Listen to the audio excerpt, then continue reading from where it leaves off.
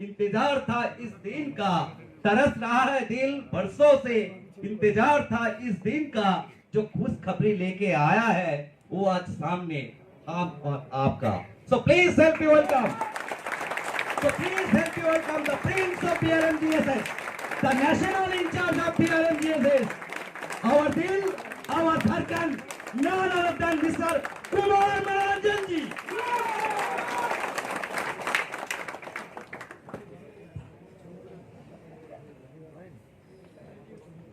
इतने अच्छे तरीके से रिप्रेजेंट हमेशा करते हैं हमारे सुभाषिष जी, बहुत बहुत धन्यवाद आपको। इस कार्यक्रम में की अध्यक्षता कर रहे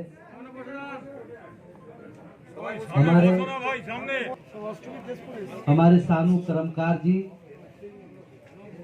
मंच पे उपस्थित हम लोग के गार्जियन, संघर्ष के समय में ये रेलवे में नौकरी करते थे और अपनी नौकरी में बिना सूचना दिए छुट्टी लिए हुए भी ये दिल्ली हमेशा हर सप्ताह पहुंच जाया करते थे और बहुत योगदान, बड़ा आशीर्वाद रहा है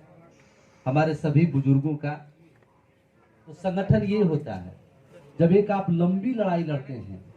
एक बड़ी लड़ाई लड़ते हैं, तो उसमें कुछ जनरेशन तक को लड़ाई लड़ना पड़ता है। और इसका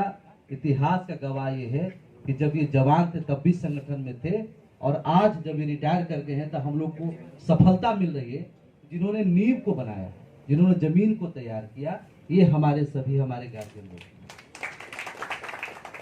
हमारे बीच हमारे महेश पासवान जी, अभी आप सभी लोगों को अपने जंतर मंतर में किस तरीके से संगठन का वो दिन था उसके बारे में हमारे गार्जियन आपको बता रहे थे। नेहट्टी माल गोदाम के सरदार हमारे हरिराम जी, हमारे जावाज भाई अमिताभ गांगुली जी, प्रदीप मंडल जी, रशीदुल जी, संजय मजुमदार जी, मीना बनर्जी जी, हरिदास सरदार जी, कंचन शाह जी, कविता माझी जी, इंद्रजीत घोषाल जी, समीर जी, समीर सरकार जी, प्रदीप दास, सुकुमार नास्कर, अरजीत दास और सुभाषिष हमारे बहुत ही जुझारू कार्यकर्ता। मैं आप लोग का बहुत बहुत हार्दिक अभिनंदन स्वागत करता हूं। आप हमारे उपस्थित जितने भी हमारे श्रमिक हैं, हमारे जितने संगठन के कार्यकर्ता हैं, लोग से छूता नहीं है, क्योंकि हमारा संगठन एक पारदर्शी संगठन है। इसमें कुछ भी छुपा हुआ नहीं रहता है। हम जब बताते हैं कि हमारी संगठन 1998 से हक अधिकार की लड़ाई लड़ रही है, तो 1998 को भारत सरकार के द्वारा मुझे प्रमाण पत्र मिला हुआ है, रजिस्ट्रेशन नंबर है। ऐसे नहीं कि कहीं पहुंच करके जिसको हमारे काशीनाथ जी ने खड़ा किया और वो जाके कह दे कि हम तो 11 वर्ष से लड़ाई लड़ रहे हैं। तो आपने देखा कि जब आज से 4 साल पहले जब मैं यहाँ आया था और हमने आपको बताया था कि आपका हक अधिकार क्या है और आप किस तरह से संगठित होंगे और हम श्रम कानून में संशोधन कर करके आपको उसमें जोड़ने का काम करेंगे, तो आपने देखा होगा कि जब ये कानून सदन में पेश होने वाला था, उससे बहुत पहले जब ये कानून बन रहा था, उस समय आपके संगठन ने लगातार श्रम मंत्रालय के साथ बैठक कर करके रेलवे माल गोदाम के श्रमिकों को उसमें विशेष जगह, ताकि उसको हक अधिकार में कहीं कोई समस्या नहीं हो, उस संविधान का जो संशोधन हो के देश के समक्ष पारित होने वाला था, उसमें आपकी संगठन ने आपको नामांकित करके आपको नामित करने का काम किया। आपने उन सभी चीजों को समाचार पत्र के माध्यम से, फेसबुक के माध्यम से और श्रम मंत्रालय के अधिकृत फेसबुक और इंस्टाग्राम के माध्यम से आपने लगातार उस चीज को महसूस किया, आपने देखा भी। जब ये सदन में जब ये पेश हो रहा था उस पार्लियामेंट में, लोकसभा सदन में, तो आपने ये भी देखा होगा कि आपके संगठन के संरक्षक जो लोकसभा सांसद जगदंबिका पाल जी है, उन्होंने उस लोकसभा सदन में, आज भी वो मौजूद है यूट्यूब पर। रेलवे माल गोदाम के श्रमिकों को उसमें नामित किया जाए, उनके लिए विशेष व्यवस्था के तहत उनको हक अधिकार दिया जाए। उस लोकसभा सदन में भी उन्होंने रख करके और श्रम मंत्री से इसके लिए सवाल भी कोर्ट करने काम किए थे। आपने वो पल भी आपने देखा। आपने ये भी देखा कि जब मैं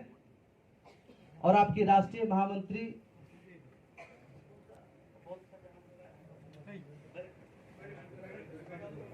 बैरकपुर में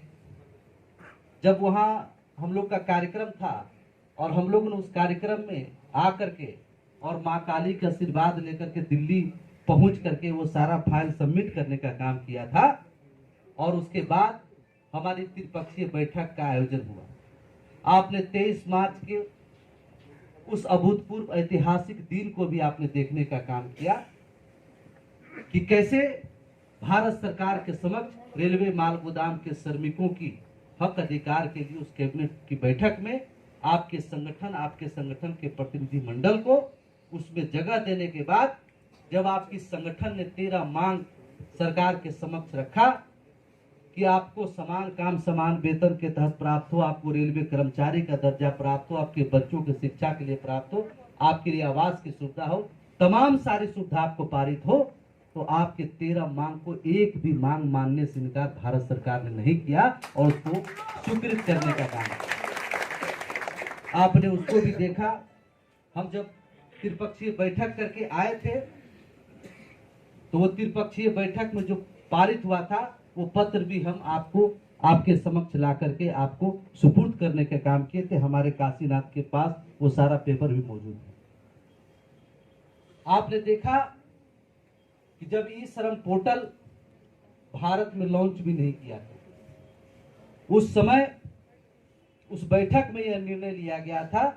कि रेलवे माल गोदाम के श्रमिकों को पंजीकरण कराकर उनका डाटाबेस तैयार किया जाए कि पूरे भारत में कितने लोग हैं जिनको कि हमको ये सारे फैसिलिटी सारा मांग इसको पूरा करके देना है। तो आपने देखा कि दिल्ली प्रदेश में किस तरह से वो भव्य कार्यक्रम करके और देश के कैबिनेट मंत्री सांसद महोदय सभी ने आपके आकर के उस कार्यक्रम पंजीकरण उद्घाटन समारोह का कार्यक्रम को करने का काम किया और उसका शुभारंभ करने का काम। आपने बंगाल के बारासात माल गोदाम, हमको लगता है बारासात के बाद ये हमारा कार्यक्रम,